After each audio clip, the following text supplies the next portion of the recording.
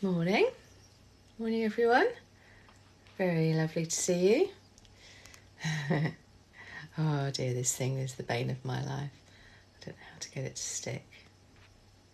There we go. Oh, morning, Jess. Really nice to see you. Morning. Oh, gosh. Morning, Robin. Oh, Lynn. How lovely to see you. Thank you for being here, my lovely. Hope you're all right. Hope you had a nice coffee last week. Oh, no, it wasn't even last week. It was Monday. My goodness.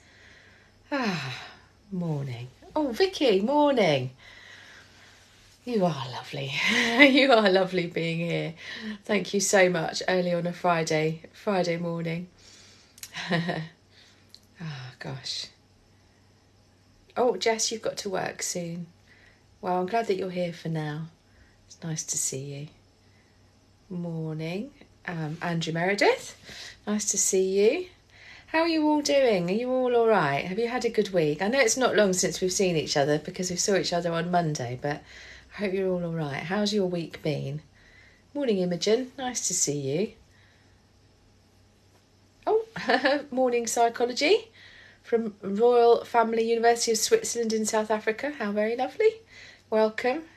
I've not seen you here before, so welcome. Maybe you've just not commented before.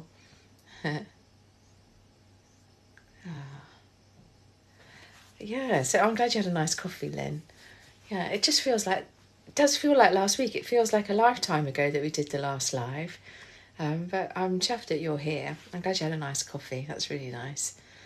Oh gosh, let's have a look. Oh, you've got Lynn. You've got a cold as well. I've got a cold. I think it's getting better. I was when I came back from my holiday, I had sort of, it wasn't even flu. I think it must have been a virus or something. And I went to bed for 2 days, and then I've just kind of, it's just more of a cough. But I've been trying to record some of my word weaves for my clients. Oh God, I'm having to stop and start. I'm coughing and spluttering. So my apologies if I cough a bit this morning. I'm fine. It's just really annoying, you know, when you can't help but cough. So anyway. Oh, Mum's Forever 42. Good morning. Hope you're all right. Hope you've had a good week. Let's have a look. Let's have a look. Welcome to everyone. I'm just letting everyone join us. Oh, Vicky Handlebars. Hello. Very lovely to see you. How are you? Hope you're good. Oh, thank you, Psychology. You're very kind, saying nice things about me. Let's have a look. Yeah, Lynn, the cough, it drives me mad. Because I was coughing and it was just a really dry cough and really horrible. And now I'm coughing and, well, it's just annoying, isn't it? Coughs. Anyway. Oh, the Duckman. Thank you. Great page. New anxiety symptoms are the worst. Hope you're good. Really nice to have you here. I'm glad that you like my page. Thank you. You're right, it is. Anxiety is that sort of invisible pandemic, isn't it? I've noticed since 2020 and the pandemic, my work has just changed exponentially. The number of people that I'm working with now is just massive. I mean, that's this week. It's just absolutely mad how busy I am, and it's just so many people that are suffering from anxiety. And I think some of it is anxiety that, you know, is come from stuff that's happened in people's lives earlier on, but a lot of it has been compounded by the pandemic, and people just don't talk about it, you know. Some people do, a lot of people do, and obviously if you're here, then it's something that you experience and you're interested in, perhaps you talk about. But a lot of people don't talk about it, and it's really important that we do, because it's so difficult to get help these days, isn't it? So, yes. So, Lynn, yes, look, I've got a cup of lemon and ginger tea, so hopefully I'll be all right with my cough. But Amira, welcome. Nice to see you. Yeah, I've had a very nice week, thank you. Oh, Vicky Handlebars. So, you were diagnosed with fibromyalgia last week. Oh, goodness. Oh, I'm sorry to hear that, Vicky. I hope you're okay. I hope you're going to get some good support. So, and I'm glad that you're here. It's lovely to see you. So let me introduce myself and my team. Sounds very professional, doesn't it? So I'm Sarah Aris. The details are up here, and I'm a QCH therapist, and that stands for Quest Cognitive Hypnotherapy, which is a framework of therapy. It's a talking therapy. It's evidence-based. We've been doing a study for the last a long time now, probably nearly 10 years, and the results show that the therapy is very effective for people suffering from all sorts of things. The study itself showed that people suffering from anxiety and or depression saw after the course of 6 sessions, they felt 71% of people felt that they were completely fine after that, which is amazing, isn't it, when you think about it? That's compared with stuff like CBT, which had a success rate of around 42%. So that's the therapy that I do.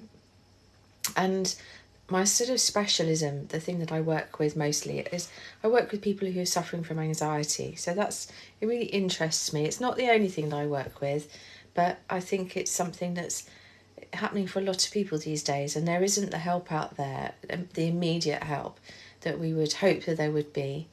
So it's actually, really important, isn't it, that hopefully we can create this community and help people, just to keep you plodding along in a way until you can get help from either from your doctor, from your therapist. And I'm helped in running this community, this safe space, by a lovely team of moderators, and they're not qualified therapists. They're people leading ordinary, normal lives like most of us do, but just very kind and generous with their time and help me.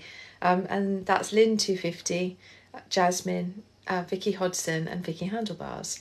And Zanshin suddenly sometimes is here as well. And so they're there to sort of hopefully pick up any comments that I don't pick up on, because the comments come through quite quickly sometimes and I don't always see them. So I'll try and answer as many questions as I can and chat as much as I can. So do feel free. There's no such thing as a silly question. Do feel free to ask anything. If you're only popping in for a few minutes, if you can't be here for very long, then that's absolutely fine.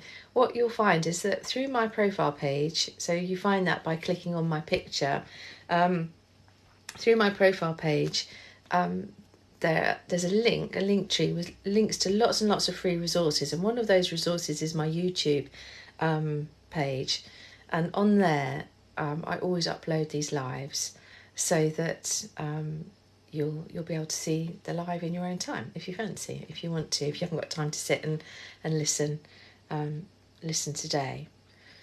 So I'm a bit blown away this week because I've been so busy. I just haven't stopped. I've been working from sort of 8:30 in the morning till 8 o'clock at night, and so my brain is a bit doolally. So please forgive me if I'm sort of staring off into space a little bit. I'll do my best to answer any questions that you've got. So let's have a look. So I'm going to scroll through. What I tend to do is I find sort of 3 questions at a time and answer them. Okay, so I can see one here. So Ellie Webster, I should write them down, otherwise I don't remember. Can muscle twitching be part of or be to do with anxiety?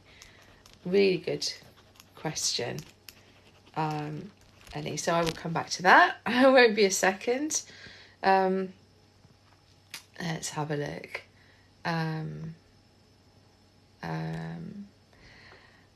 And Guarad says, hey Queen, do you have experience helping people with ADHD? So I'm not a specialist in working with ADHD or any sort of neurodiverse areas, but people that come to me, I have a lot of people that do come to me who just happen to have ADHD.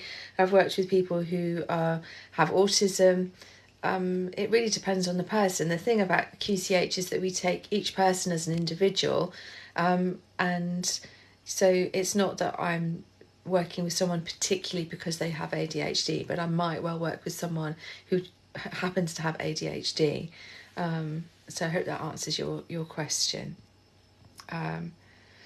Imogen, I'm sorry to hear that you've not had the best week. I hope that today can be a little bit of calmness for you. I hope you're all right.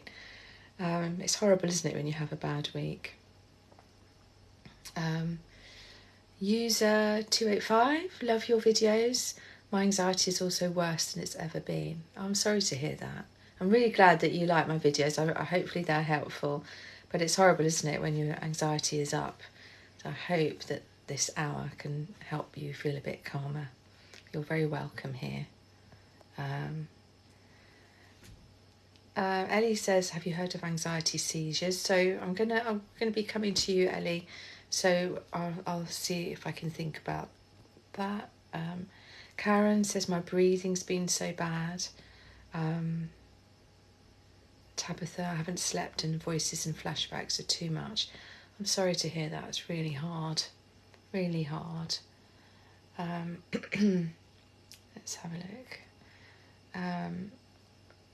Why is breathing so bad? Karen, that's a really good question. Let's see. So breathing and anxiety. I will answer that. So Kelsey asks, what's the best therapy for bipolar? So bipolar disorder is something that is something that's really beyond my training. You know, I have a year. Well, I mean, I've been training every year since I trained, but my initial training as a QCH therapist, and then I went on to do the master prac, doesn't really equip me to be dealing with people who perhaps have bipolar, maybe have personality disorders or any form of psychosis. So I'm really sorry. I would say that you're better to go and find someone who's maybe a well-trained counsellor or maybe a psychologist. That's the route to be looking at. And I think that your doctor should be helping you with that. That's quite a specialist area, and you need help from someone who really knows what they're doing. I know what I'm doing when it comes to anxiety and depression and things like that, but bipolar is slightly beyond what I'm trained for. So I hope that helps a little bit, Kelsey. So Chris Anna. Okay, so this isn't really a question, but I'm going to note it anyway. So anxiety has increased during group therapy. And you stopped. Okay. So I'm sorry that you've stopped, but I can understand, you know, it's not for everyone, is it? Sometimes the anxiety that we feel is exacerbated by being in groups of people, and it's a private thing. We don't necessarily want to talk about it with lots of other people. Okay. And Karen, that's a really good question too. Okay, so I think you're the same Karen as asked the breathing question. So I'll answer that. Your other point with that as well. So okay, so let me answer Ellie's question first. So Ellie Webster. Muscle twitching. How come, you know, is muscle twitching part of anxiety? It absolutely can be, yes. So what happens when we're triggered into anxiety is that we get a huge release of adrenaline and cortisol, and that makes our heart beat more quickly. It affects all sorts of systems within our body. It affects our breathing. It can affect our digestive system. It can affect our reproductive system, and it certainly can affect our muscles, because the reason that the adrenaline has been released into our system is that we want our heart to beat more quickly to send blood to our big muscles so that we can run away, we can remove ourselves from a threatening situation, or we can fight our way out of it. But quite often what happens is that we're triggered into fight or flight, which is what anxiety is, in situations where, you know, maybe we're at work, maybe we're at school, maybe we're about to sit an exam, maybe we're in a job interview. We can't just get up and run away. We can't just punch the person in front of we, can we? And we can't do the things that we need to do to release that energy, to use the adrenaline and do what our nervous system is asking us to do, which is to leave this situation. And so where does that energy go? Well, we could end up with muscle twitches because of that. We also, as part of anxiety, part of fight or flight, we're holding our muscles really tightly because we're ready to run, we're ready for action, we're ready to do stuff. And if we don't do anything, can you imagine if you're holding your muscles like this for 8 hours a day? Well, it's impossible to do that without your muscles getting tired and starting to potentially twitch. And it's not a conscious twitching, it's an unconscious release of that energy. Obviously, it could be other things as well. And I would always say with any physical symptom that you're experiencing, go and see your doctor and get it checked out, because, I'm not a medical doctor and I don't want to give you medical advice over a TikTok live, but what I'm saying is with anxiety, muscle twitching can happen. So get it checked out by a doctor, and but understand that yes, you can have muscle twitching with anxiety. And so one of the things that you need to do is to be able to release that energy, to be able to be taking action, to be able to be engaged in activity. Obviously, if you're just about to sit an exam or have an interview or something, then you can't be doing that in that moment. But if you introduce self-care and self-management into your lifestyle so that you are regularly moving, doing exercise, releasing that pent-up energy, then that can be really helpful. So I hope that helps a little bit, Ellie. The seizures that you were talking about, you really need to go and see a doctor about that, because it could be all sorts of things. And I'm not really qualified to make a diagnosis, over a TikTok live. So please go and see your doctor about that, and they'll be able to help you and maybe do some tests. So the next question is from Karen, so I'm going to be answering that. For those of you joining us, I'm Sarah.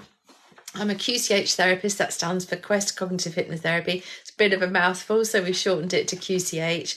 And it's a therapy that's been going on for, it was founded, Trevor Sylvester was the founder of QCH over 23 years ago. We run a training school. I am the training manager. I have been for the last 2 years at the Quest Institute, and we train people from all over the world to be therapists. For me, it's changed my life. I live by the sort of tenets of QCH. And if you look at my page, you can see Lynn posted pinned a comment a bit earlier on saying, go and have a look at my page, because on the grid of videos and also at the bottom in the categories, there's lots and lots of stuff which hopefully will be helpful. There's information on anxiety, information on particular types of anxiety, although it does all just boil down to the same thing at the end of the day. And also, things like breath work, that sort of stuff. So hopefully you'll find that helpful. So do go and have a look. Thank you to my moderators. We've got Lynn 250, Vicky Handlebars, Vicky Hodson, and Jasmine. I think she's at work, but she might pop in, who answer questions that I perhaps don't see, and are really, really helpful. So you're really welcome. We've tried to create a kind of a community here that we meet every Friday just to chat about stuff and to answer any questions that you might have in the best way that I can. So Karen's next question is, why is breathing so bad with anxiety? Well, it's such a good question, because our breathing is affected when we're anxious, when we go into fight or flight.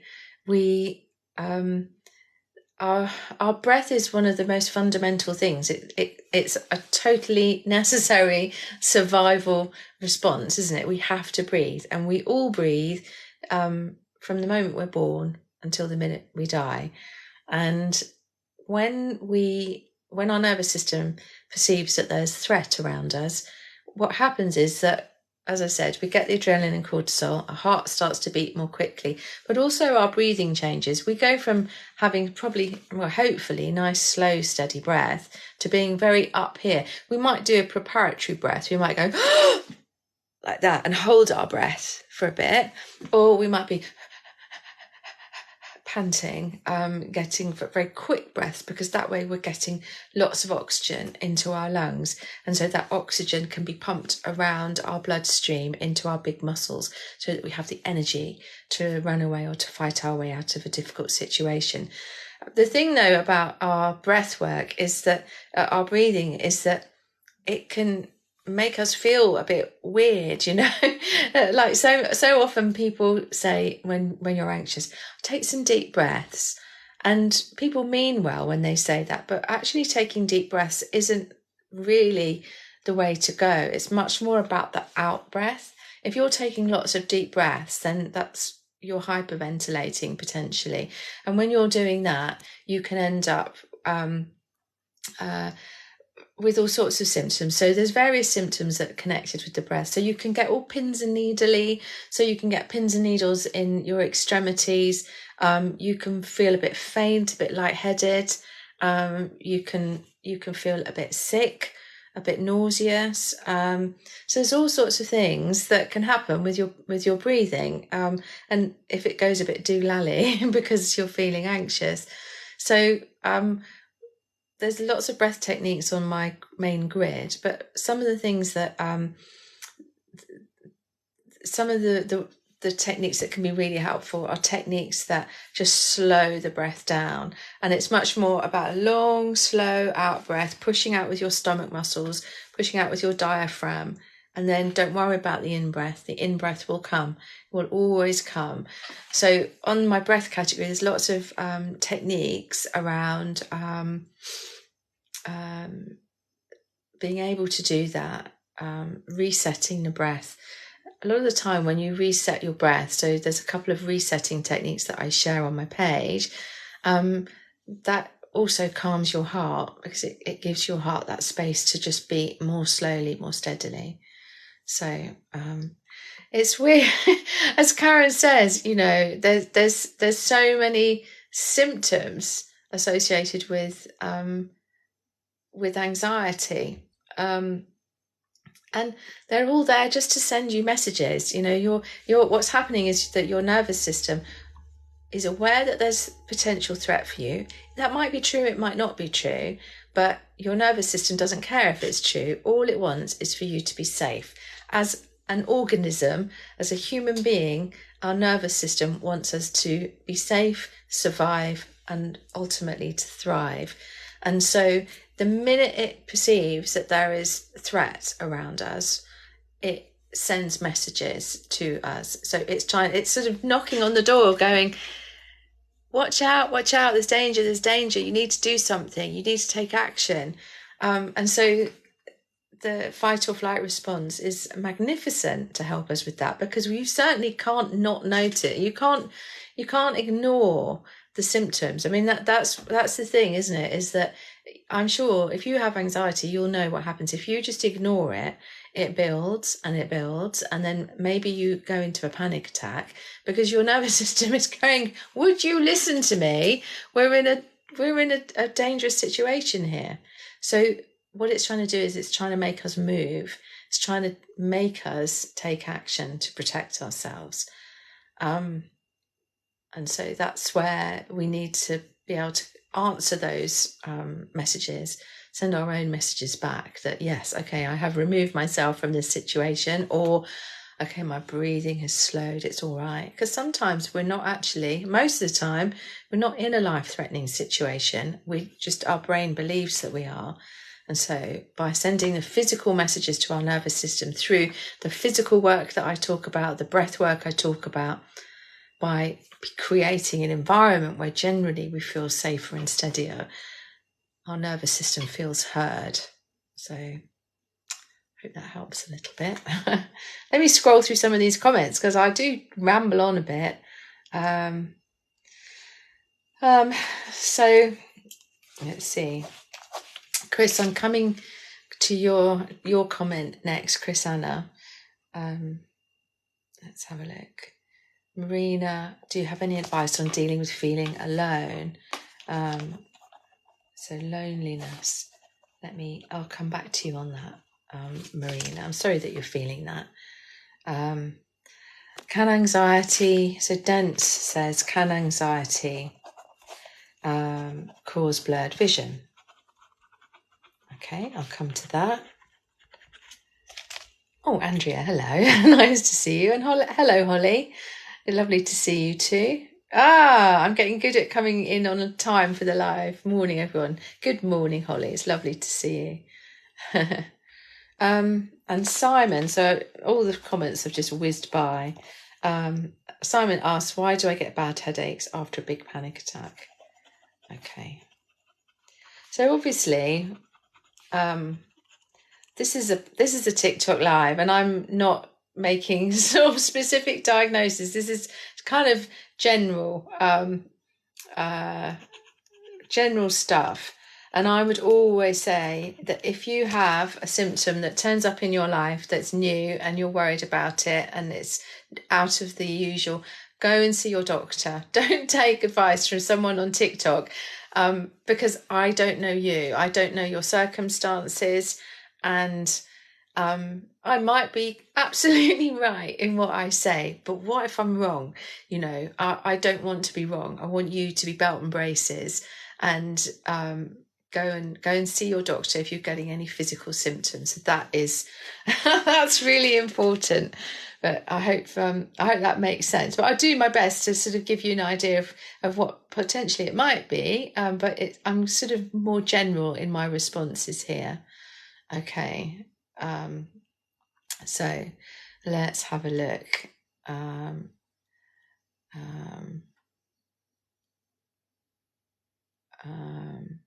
Okay, so let me. There's so. My apologies. I'm kind of being distracted here because there's so many comments, and I would really love to be able to answer everyone. And I'd love it if we'd all just get in a room and just chat. It would be so nice. But I can't. So if I don't answer your comment, I'm really sorry. I do my best as best as I can. A lot of the comments will have been answered, so it's worth having a look at my YouTube channel, because in the description there'll be lots of stuff that I have talked about, which might be helpful for you. So let's have a look. Okay, so Chris Anna says anxiety. You went to group therapy and your anxiety was increased, and so you stopped that. Well, I would go back to your doctor, go back to them and say, listen, the group really didn't help. I need something else, because they have a duty of care for you.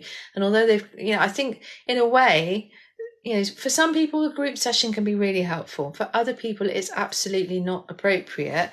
And it can exacerbate the feelings that we have. And so it's really important to go back and say, listen, I still am feeling the way I'm feeling. In fact, it's worse. So, because sometimes we need one-to-one, we need that private therapy session. And I think the government tends to go, okay, well, we'll just do group sessions, because that means that we can have one therapist and however many people, and we can tick a box and say that we've got them all through the system. So please go back and ask for more help, because they absolutely need to give that to you. Marina asks about loneliness, and I really feel for you, Marina. I think that loneliness is one of those things that so many people feel in this modern day and age. I think, more of us working from home, fewer of us actually having that social interaction. And we need social interaction, don't we, as human beings? We're social creatures. And the thing about loneliness is that, you can be surrounded by people. You can have loads of people in your life, but it's the wrong quality of interaction that you're getting. So really it's about maybe taking a moment to sit back and go, okay, what are the needs that I have that are not being met at the moment by my current lifestyle?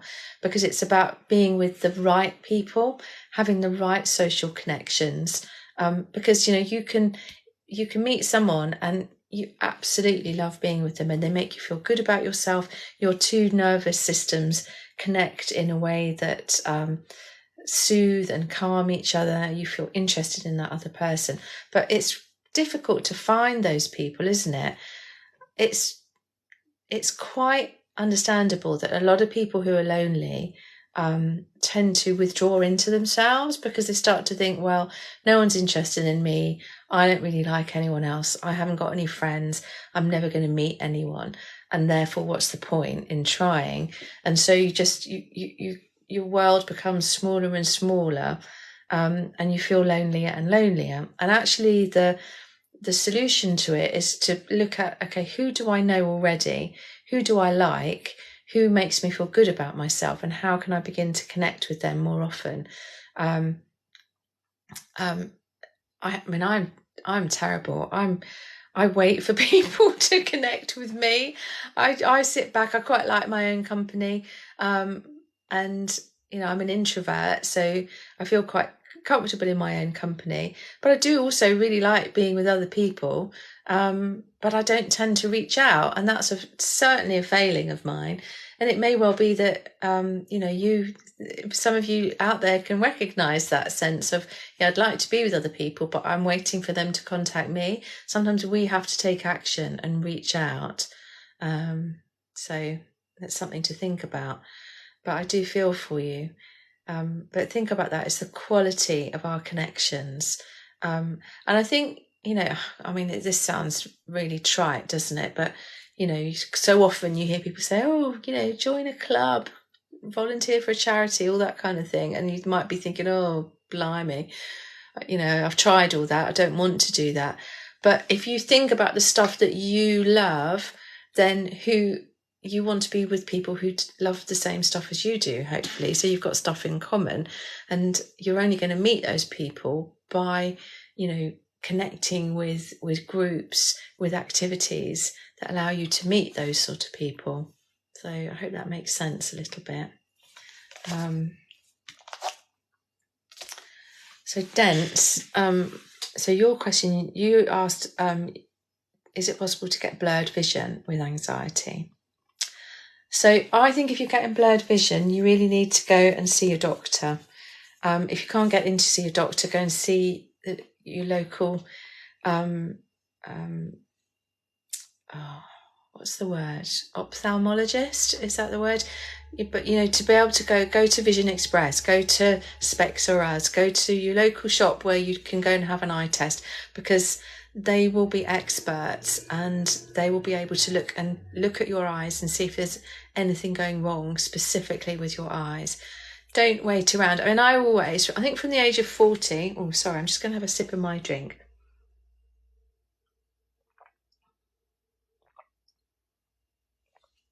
Oh, lovely. From the age of 40, I started having regular eye tests, because eye tests can help with a whole gamut of things. It's not just about your eyesight, it's all sorts of other stuff. So I always recommend to people, go and have regular eye tests once you're, past a certain age, or any age really. I think you have to go every 2 years, so that's what I mean by regular. But if you're getting blurred vision, definitely go and seek professional help from a medical person. So either someone who specialises in eyes, or go to your GP and they can refer you, or they might be able to have a little look and examine you as well. But it's not something to muck around with. You can get blurred vision with anxiety. If you're going into freeze or flop, if you're in a place where perhaps your breathing has gone a bit haywire, and I was mentioning earlier about the pins and needles thing, it may well be that that there's something going on, but don't muck around with it. Don't just assume that it's anxiety. I don't want to scaremonger you. I don't want you to make you feel afraid. But once you know what's going on, then you know what's going on, and you can do something about it, can't you? So definitely today or next week, go and see someone. Go and find someone who can help you, and definitely knows what they're talking about, and definitely can examine you. So I hope that helps a wee bit. As Pixie said, go and see your doctor. Thank you so much, everyone, for being here. Let me have a little look at some of these comments. I can see that my moderators are answering some of your questions, and I'm so grateful, chaps, that you do that, because I'm here waffling away about stuff and trying to be helpful, and actually they're doing the legwork there, answering comments that I don't see. So thank you to you, and thank you all so much for being here. I really appreciate it. Now, a thing that's really helpful is if you feel like it. So I'm really grateful if you follow, if you share this live. You share it by just clicking on the little arrow button on the bottom. I think it's the bottom right hand side of the screen. And also by liking, and you just like by tapping the screen. It doesn't cost you anything, but what that does is it helps the TikTok algorithm think, oh, well, this must be a very helpful and interesting live, and so it sends it to more people. And especially if you're sharing it, you can send it to anyone who you think, oh, they're a bit anxious, or they might be interested in this, and so it gets sent to more people. And at the end of the day, that's what we want on here, is to help as many people as possible who are suffering from anxiety, to have an understanding of what's going on. I think so many people suffer from anxiety alone, and that's just horrible, isn't it, to be suffering alone from anxiety. So as I say, just tapping the screen, you might get a sore finger, but that will help it be sent to more people. And if you feel like following, lovely. If you feel like sharing it with anyone, then that's great. Please don't subscribe. You don't need to subscribe, and you don't need to be sending me anything. I don't, I always think people are so very, very kind, sending gifts and things like that, but honestly, I appreciate it, but I don't need it, because everything that is on this page is available for free.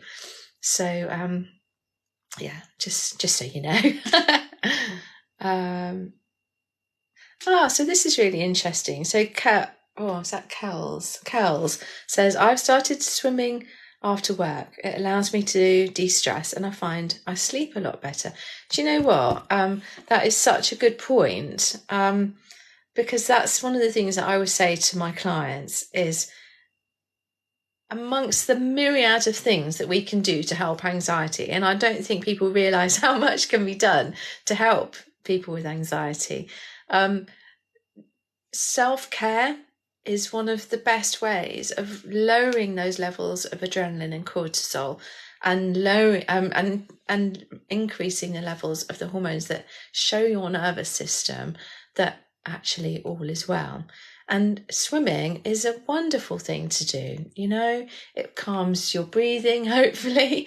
It's an all over body exercise. It's low impact. If you're doing, sort of what you call it, sort of cold water swimming, then that's amazing. I follow Joanna Shimwell on Instagram, who's amazing. She's Dale Farm here on TikTok, and she does cold water swimming. She lives up in the Peak District. I went up to her campsite, which is just beautiful, a couple of years ago now.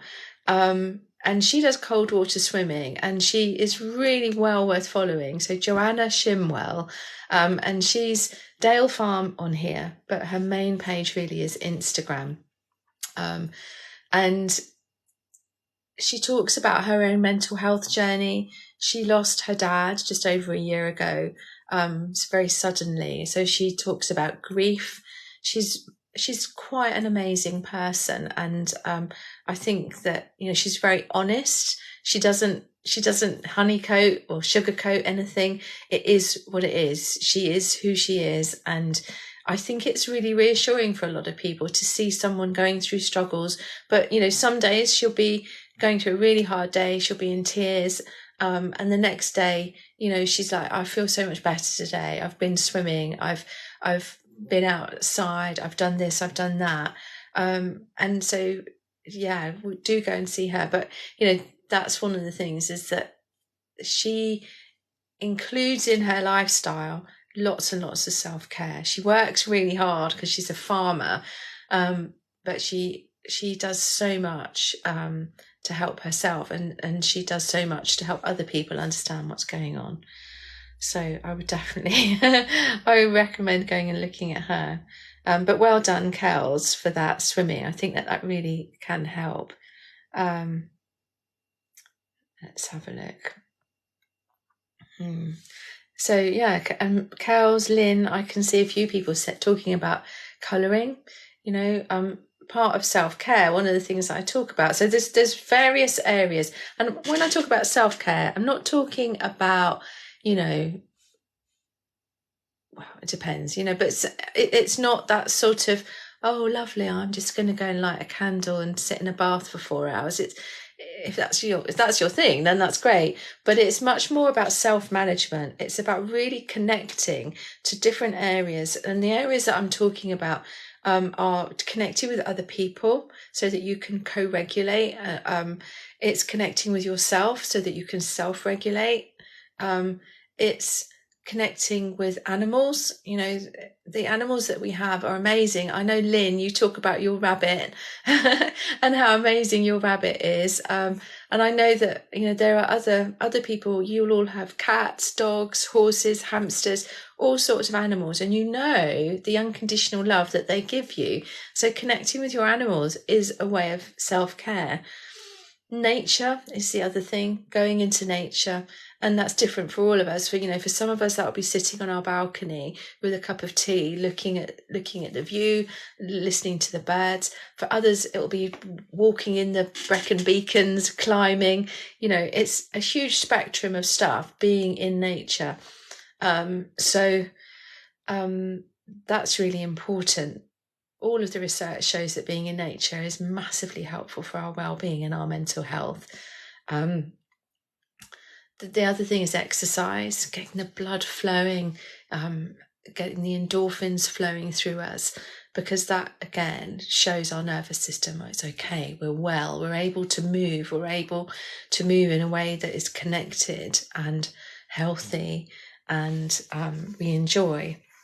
And the other things are creativity and also learning. So many people as adults, so often we're not creative anymore. We don't see ourselves as creative beings. If you think when we were little and we draw and we play with plasticine and Play-Doh and make mud pies and, all the things that you do as a child, and so often we lose that. So it's about reconnecting to creativity, and you don't have to be good at it. Part of it is the learning, and that's the last category, is learning. It's that sense of, I don't have to be good at this to enjoy it. It can be anything from cooking to singing to sculpture to knitting to anything, doodling, it doesn't matter. Anyway. So let's have a look at some more questions. So Simon asked that, he said he gets really bad headaches after a panic attack. So I'm sorry to hear that. Again, I would say if ever you're getting bad headaches over a period of time, I would go and see your doctor, get that checked out medically by your doctor. But it certainly can come. If you think about having a panic attack is a heightened state of anxiety. Your nervous system has been sending you messages saying there's danger, there is threat, remove yourself from this situation. And either you've not been able to take action, or perhaps you've not realised that your body's sending you those messages. And so you go into a panic attack and you come out the other side of the panic attack. But if you think about it, probably for a period of time, your muscles have been quite tight. Your breathing will have been changed. Your blood flow would have changed. So it's not surprising that there's that sense of having a headache. It can be a stress headache, can be all sorts of things, but it definitely can be associated with anxiety. But as I say, please go and get it checked out with your doctor. It's really important. So thank you so much thank you for your likes, and thank you for your follows and for your shares. I think you can see, so when I mentioned that a minute ago, and I said how the algorithm notices that all of those likes and the activity on this live, it thinks to itself, oh well, this is obviously something that's of use to people, and so it spreads it further and it appears on more people's pages. Well, you can see, so when I mentioned that, we had about 80 people that were on the live, and now we're on 99. We went up to just over 100. And so you can see that it works, that if you do the likes and all the stuff, it doesn't cost you anything. It just involves a bit of tapping on the screen. Then the algorithm sends it to more people. And that's really, really helpful, because what we want to do is create a community here that is helpful to as many people as possible, really. What I want to do is to provide free resources, free help, free support for as many people as I possibly can. And part of that is I'm going to start a series of chats. So I've invited 2 people so far, who are going to come along and do a live with me to talk about specific areas that they're specialists in. So the first one is going to be next week, next Friday. So I haven't decided on a time yet, but it's going to be next Friday, and I'm going to be talking with Julie Holland. Now, Julie Holland is also a QCH therapist, and she specialises in working with people with eating disorders. She also works with people with anxiety, with depression, because when we have stuff going on in our lives, it's not ring fenced. You know, I remember a client saying to me once, I'm going to work with you for the anxiety, but I want to work with someone else for the OCD. And I said, well, actually, it's all connected. So she works in lots and lots of different fields, but her specific interest is working with people with eating disorders. So she's going to come along and we're going to chat about that. So obviously TikTok sometimes can be a little bit funny about that sort of thing. So we are looking at how we can help with that. This is not glorifying that in any way, shape or form. We're looking at, okay, where can you go for help? What can you do to help yourself? What can you do if someone in your family is going through that? So that's going to be next Friday. So hopefully that will be good. And then the following month, I'm going to be talking to Hazel Gale, who is a very, very experienced QCH therapist. She's been in practice for a long, long time. But she's also, she's such an interesting person. What she's done is she's co-created the app Betwixt, the story of you. She's also involved in the creation of Clementine app. She used to be world champion kickboxer.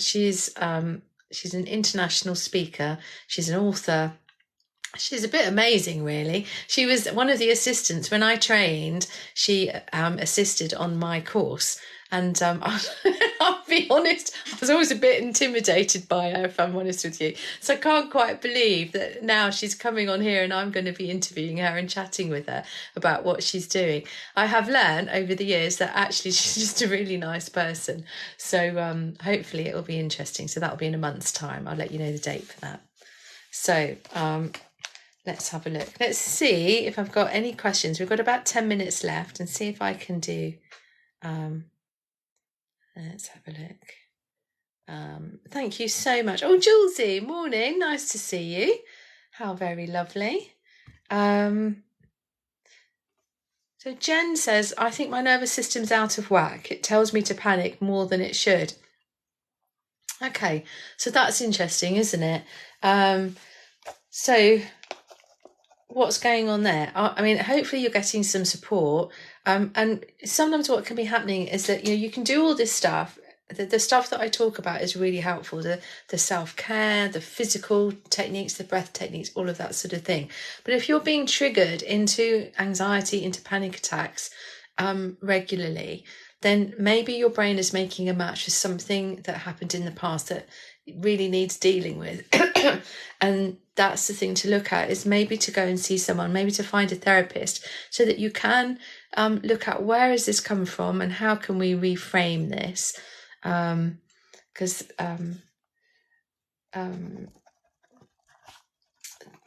that is the thing that's going to be helpful. Because at the end of the day, if you've got a significant emotional event that hasn't been dealt with yet, then it needs to be dealt with. It needs to be reframed. It needs to be understood.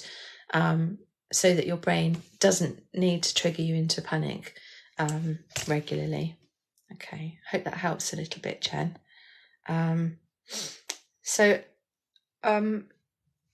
Ellie says, have you ever dealt with someone with depersonalization? I experienced it at Christmas for 7 weeks. Yes, that is, it's a horrible thing. Depersonalization is a symptom of anxiety, and it's a feeling that you sort of almost don't recognize yourself. You feel incredibly distanced from the world. It's a very weird feeling. I've never felt it myself, but I have worked with people who have experienced it. And, hopefully when you experience that, you got lots of support from your doctor, your therapist. I think that it's one of those things that it's a sort of slow, steady process helping people with that. Structure can be really helpful. Creating structure, creating an environment of safety, knowing what you're doing, where you're going each day can be really helpful. Just slowing everything down, chunking it into manageable bite-sized chunks. I hope that helps. Yeah. Okay, let's have a look. So Harina says, can you explain really bad heart pain with anxiety? So that can be a combination of things. Again, as always, I'd say if you're getting chest pains, go and see your doctor. Don't assume that it's anxiety. Go and see someone, make sure that you're getting it checked out medically. But the reason that we get pain in our chest, and it's not necessarily our heart. So what can happen is that we get triggered into fight or flight, and our heart starts to beat more quickly. So you can get those palpitations, rapid heartbeat, and really strong heartbeat. And also what happens is that our muscles tense. So if you're aware that your heart's beating really quickly, and you can sort of have a protective behavior of like this. And so if you're very tense, if your muscles are tense, and that's something that you're experiencing over a long time, then that can be one of the reasons that you get that sensation. So it's a combination of things, but I would say go and get it checked out, just to make double sure. And the reason that the thing that you can do about it is that understanding of, okay, this is not anything that I need to worry about. My heart is strong and healthy. I am fine. And perhaps do some breathing techniques. Tapping can be really helpful as well. And just that, perhaps a body scan, that gradual relaxation of the muscles, because quite often we don't even know how tense our muscles are. I mean, I know sometimes if I've been working all day sitting here, I suddenly realise, God, my shoulders are up here, my stomach's tensed, my back's tensed. It's not surprising that I get up from the chair and I can barely move, I'm all tight. So it's really important to move. I hope that helps a little bit, Harina. Let's have a look. What were you doing, Kate? I can see people saying, oh, that's really excellent, Kate. So I started to crochet, and it's helped a lot with taking my mind off things. It's such a good idea, Kate. I learned to crochet in lockdown. It's something I'd never done before, and it's a really lovely thing. It's quite a simple thing. You don't even, well, I never made anything. I've got a bag over here with loads of squares that I made. I thought, one day I'll make that into a blanket. It would be a very small blanket. But yeah, it's lovely, that creativity, the mindfulness, they're just taking your mind off the bigger picture and just giving yourself to that sensation of the needle and the thread. And yeah, lovely thing to do. Well done, you. Let's have a look. Let's see. Yeah, Vicky Handwell. So Vicky here. Now, I didn't quite catch all of the conversation here, but Vicky and Lynn are chatting, and Vicky's saying she doesn't have the time. And I'm assuming that Lynn is saying to you, Vicky, take time for you, take time to relax and use self-care, do that sort of stuff. And you're saying, I don't have time. I totally understand. I mean, my walking has gone way out of the window since I've been so busy work-wise. But it is really about understanding the importance of making the time. So whether that's getting up a little bit earlier, whether that's scheduling breaks in between work, it's really about looking at lifestyle and thinking, right, this is one of my priorities. I need to do this. And making it happen, whatever it might be, whether it's 10 minutes doing some crocheting, whether it's 10 minutes just going out the door, walking briskly up the road and back again, that will make a difference. If you do 10 minutes a day, by the end of the week, you've done an hour and 20. If my calculations, an hour and 10, if my calculations are right, and so anything more than nothing is something. It's really important. I can't stress it enough, because if you don't do it, then, the symptoms that you feel get worse and worse and worse. So it's really important to move and to do stuff for yourself. So, oh, Anna, I can't say your name. Anna Dudasjelms. I hope that's right, Anna. I have my senior prom today, really hoping I don't get anxious. Oh my goodness. Well, good luck. I hope you have a lovely, lovely time. Let's look at it as maybe you'll be excited about it, because those are the same symptoms, aren't they? The beating heart, sweaty palms. I would say be in the moment as much as you can. Enjoy every moment. Enjoy getting ready for it. Enjoy being with your friends. Enjoy the music. Enjoy taking a moment to just be curious about everyone else and watch them. And just think, oh gosh, this is a moment in time. This is a moment of, this is me and my friends transitioning from who we were to who we're going to be. And I think you might find that actually you forget to be nervous and you get lost in the moment and enjoy yourself. So I hope so. Have a lovely time, won't you? Lorraine, hello from South Africa. Very nice to see you. Welcome. I'm really glad that you're enjoying this. Thank you so much. Let's have a look. Yeah, so Julesy, are you saying that gardening is good? Yeah. Oh, Andrea, gardening is my sanctuary. Yeah. That's brilliant, isn't it? So, and Karen, when you're looking at your breathing, it's about I think a lot of people, I'm not saying this is you, but a lot of people go, oh my goodness, I've got this symptom, I need to fix it now.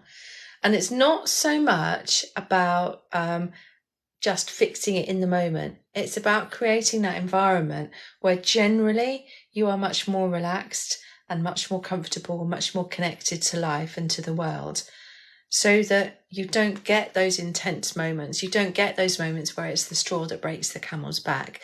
So you're working from a place where your stress levels are down here. So if something does happen to trigger you, yes, you might go like this, but you're not up here. The self-care and the doing stuff, like doing the gardening, doing the walking, doing the crocheting, doing the colouring, all of those things bring those stress hormone levels right down here. Because if you do nothing, if you just think, oh, I'm going to be all right, I'm just going to keep working, and I haven't got time, your stress levels rise and rise and rise and rise. And so it doesn't take much for you to be like, in overwhelm, in a panic attack. So it is so important, especially as well with persistent or chronic pain, to take time for yourself, to take time to move if you can move, even if it's small amounts, and build on those small steps. So, Julesy says, I'm a wreck when I don't walk or do my stretches. So it really does help. It really does. And it's hard. It's easy to fall out of that, but it's about finding a way. So I'm going to try and do some gardening this spring. Yay. Well done. That blue butterfly. Let's have a look. Yeah. Yeah. So I missed some of the comments. But I'm glad to see that you're being, it's really lovely for me. You know, I miss some of the comments sometimes, and then I see people being really supportive of one another. So, cool. Emma, thank you. I'm really glad you like my content. That's really nice to know. I appreciate that. Let's have a look. Okay. I saw something there I was going to mention.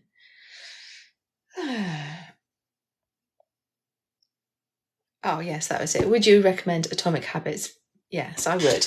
So you can probably see it up here.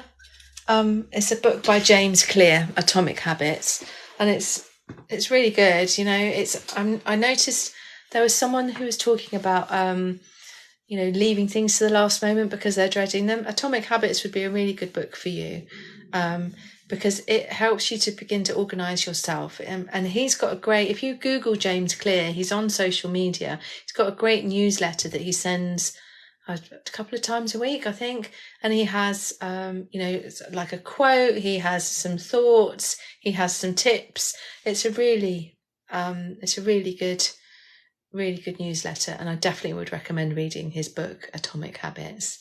So I'm going to bring this to a close now.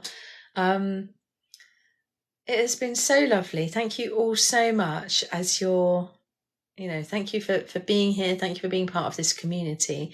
I so appreciate my moderators being on here. Lynn 250, Vicky Hodson, Vicky Handlebars, Jasmine. I've not seen Jasmine today. I think she's working. But if you are here, Jasmine, then sending you big hugs. One moment. Oh.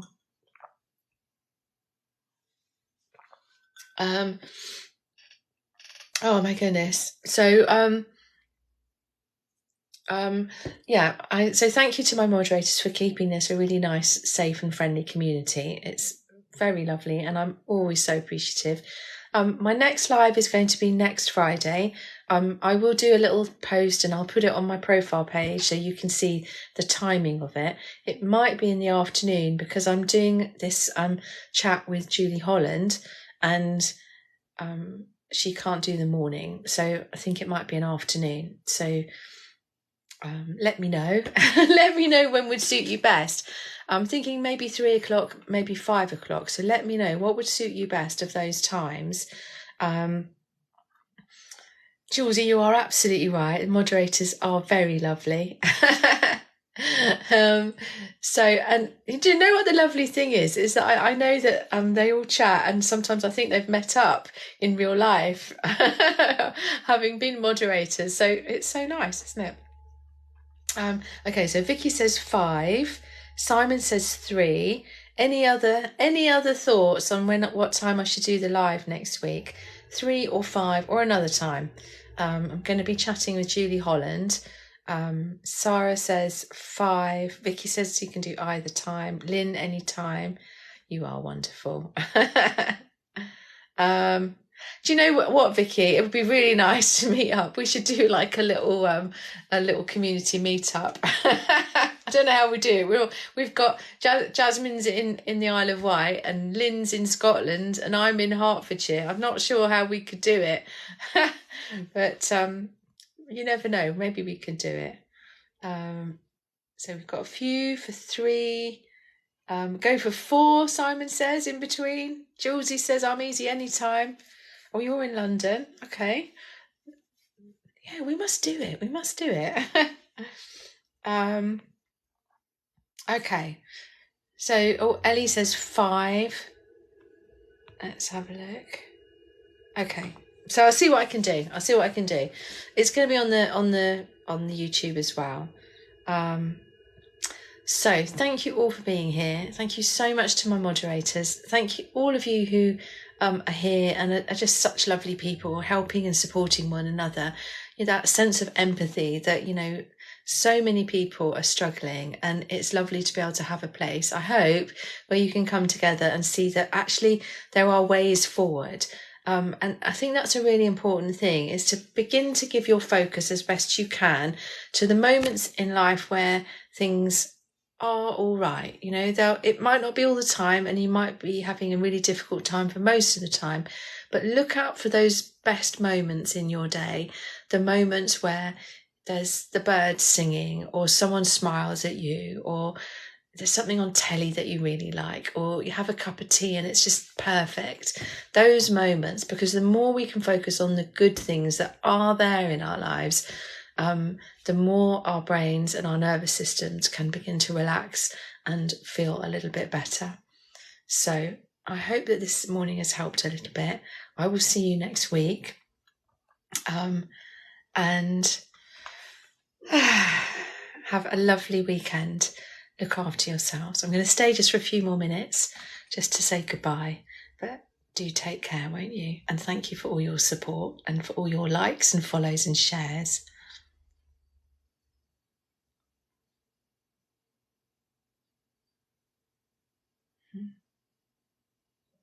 Cheerio, Simon. Thank you, Imogen. Cheerio. Oh, bye. Oh, to Sam 89. My pleasure. Bye, Andrea. Hope you have a good day. Thank you, Vicky. Oh, bless you, Julesy. Enjoy your walk. I'm glad you feel good. That's really lovely. Bye-bye, Elle. Oh, my glasses. Let me put my glasses on. I might have been saying your name wrong. Ellie. No, it was Ellie. Good. Have a good day, Imogen. Thank you. I hope my coffee was better too. Appreciate that. Right. All right then. Thank you, Simon. Take care, everyone, and I will see you next week.